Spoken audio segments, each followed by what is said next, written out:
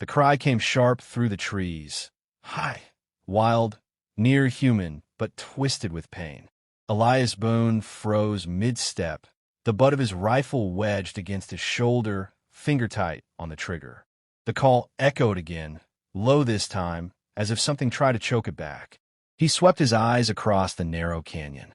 Snow patched the high grass, and the wind tasted like iron. He shifted downhill, moving slow, boots silent, over frozen moss and rock. His breath came slow and shallow. He didn't blink. The sound came again. He followed it. Down past the black pine bend where old cougar tracks split from deer, Elias saw the trail. Faint blood on bark, a snapped-off arrow shaft buried in the mud. And then the trap. She lay on her side, curled like a wounded doe, dark braid tangled in pine needles, skin slick with sweat. A rusted bear trap bit deep in her calf, the jagged iron slick with blood. Her eyes met his. Elias lowered the rifle, but didn't speak. Her chest rose and fell, breath shallow. She was young. Not a girl, but not far from it. Cheekbones high, nose crooked from an old break. She wore a torn deerskin shirt and no shoes. He stepped forward. She flinched. Elias stopped, looked down at the trap, then at the girl. Her eyes didn't leave his, but she gave the faintest nod. That was enough. He crouched beside her, fingers steady despite the cold. He pulled a folded iron pry from his coat pocket, jammed it into the spring, and with one grunt, forced the jaws apart. The metal snapped back with a shriek, and her scream punched the air like gunfire.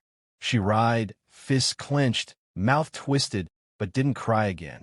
Elias reached into his coat, pulled a cloth pouch, unwrapped strips of cotton, and tied the leg tight. Blood soaked through instantly.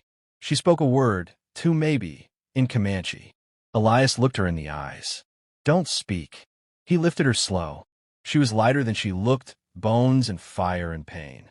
As he stepped uphill with her in his arms, the storm rolled in behind them. By the time the cabin came into view, sleet needled his face, and the wind howled like wolves across the ridge. The horses whinnied under the overhang. Smoke rose thin from the chimney.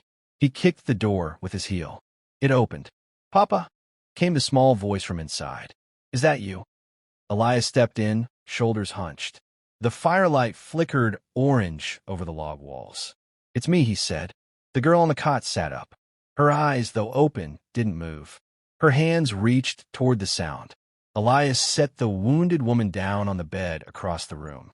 She moaned, half conscious. Lena's voice wavered. "Who's that? Someone hurt?"